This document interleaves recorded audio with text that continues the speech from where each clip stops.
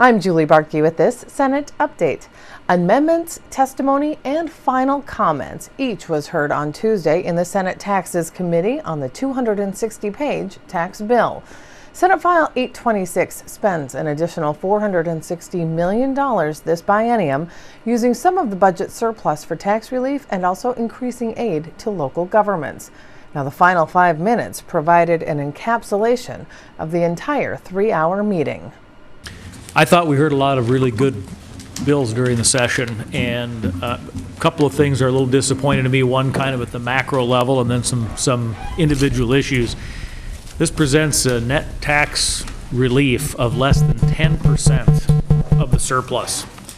And given the nature of how much the budget increased with the budget that was passed in the legislative session in 2013, it's just utterly amazing to me that now we've gotten this surplus and we're not going to give significant tax relief to the folks in the state of Minnesota.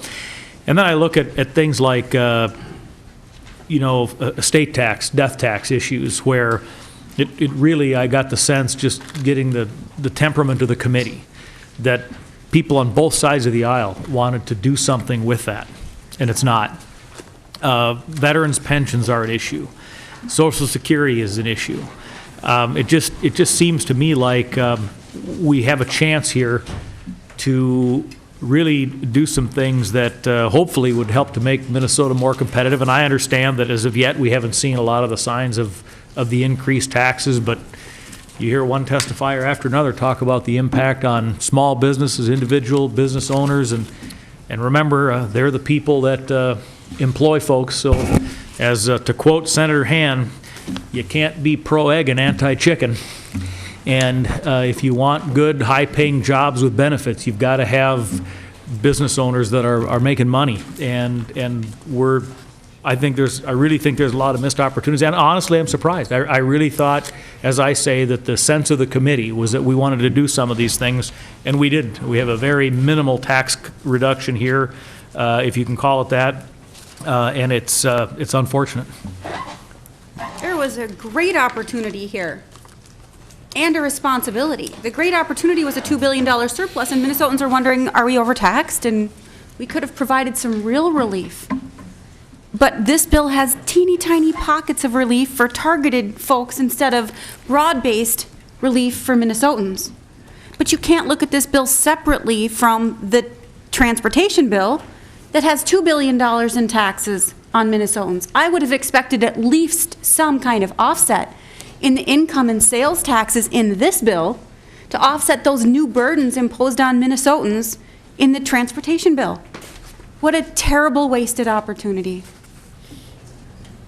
Well, members, we have balance in this bill that is a combination of shift repayments so that future legislators can be successful also. And we have invested in folks in the state. This Vets Jobs Credit is a tremendous program that I think is going to be very successful. We've got property tax relief, as Senator Bach pointed out, that is for all categories in the state. And I think it's a well-balanced bill that is within the financial constraints that we have upon us this year, and tried to keep ourselves so that we have a opportunity for future legislators to have good legislative sessions and move the state continued forward. Seeing nothing else, Chair. Senator Rest. Mr. Chair, I believe you're referring to $200 million that's being shifted to an early payment to local governments. They never even asked for that shift. But we have residents that are looking for real tax relief. That $200 million is just a shift. It's tucking away funds so that it can be spent later by government instead of making real relief available. The committee had a target of $459 million, and only $170 million of it is in real tax relief, and they're in tax credits. The vets credit that the chair has pointed out is a very good example. Those tax credits are going to the employers instead of reducing the tax liability, encouraging more veterans to make Minnesota their home. That was a terrible missed opportunity. $89 million is going to LGA and CPA. Now, while that might seem like a good thing, it's not direct relief to property taxpayers. But even if it's extended to the property taxpayers in these communities, what about those residents that are going to face higher taxes because of our transportation bill but don't happen to own property? And Senator Artman, those who did the shift on the schools said, don't worry about it, it's just a shift.